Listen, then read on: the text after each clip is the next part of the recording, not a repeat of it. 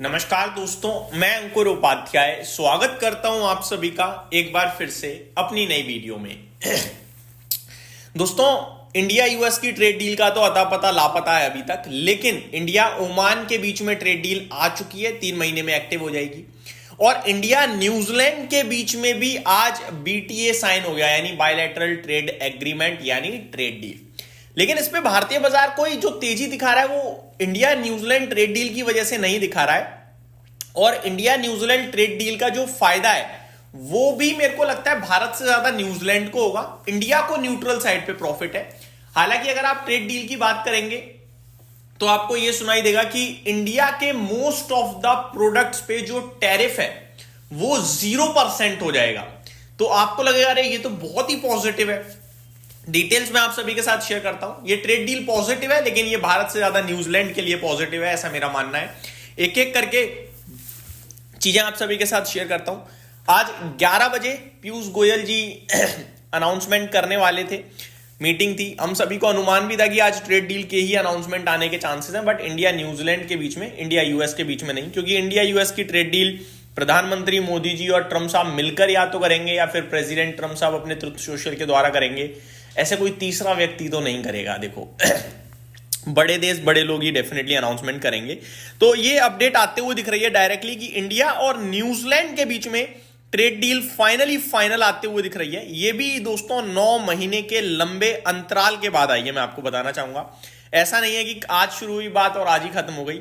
ये बातचीत मार्च 2025 में स्टार्ट हुई थी, फाइनली दिसंबर में जाके ये साइन हुआ है। क्या है डिटेल्स, चलिए शॉर्ट में समझते हैं। On December 22nd, 2025, both countries concluded and agreed to a bilateral free trade deal after months of negotiation. The pact is meant to enhance market access, boost bilateral trade, and deepen economic ties. इस deal के अंतराल क्या होने वाला है?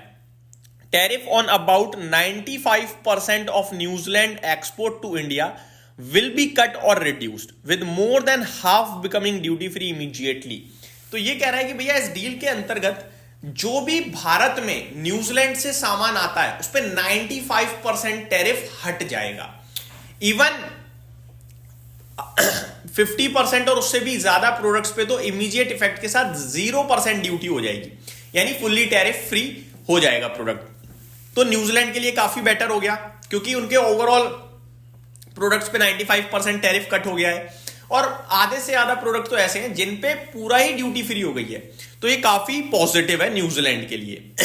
अब आप कहोगे भाई भारत के लिए क्या है? पहली बड़ी बात, न्यूजीलैंड ऑलरेडी इंडिया से जो प्रोडक्ट जाते हैं न्यूजीलैंड में उन पे ऑलरेडी वो 2 या 3% का ही टैरिफ लेता है, ज्यादा टैरिफ लेता ही नहीं था। ठीक है, न्यूजीलैंड का बहुत ही छोटा सा टैरिफ था भारत के ऊपर, 2-3% का मात्र।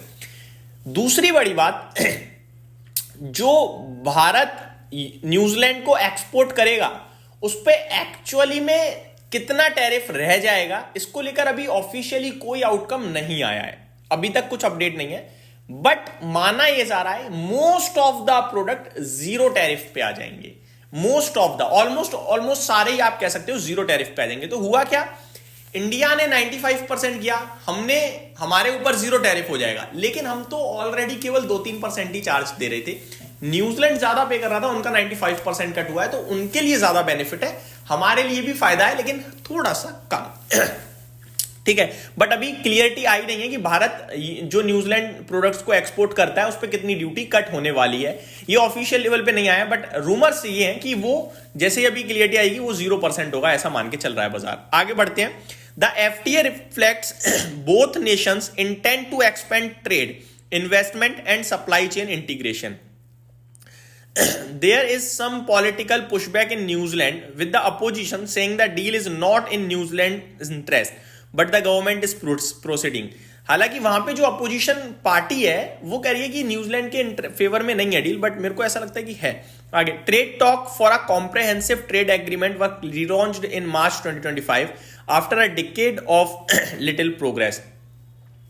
तो ये शुरू हुई थी काफी समय पहले, मार्च 2025 में, अभी फाइनल हो गया है। आगे क्या होगा, bilateral trade had already been rising रफली अराउंड यूएस, माफ कीजिएगा,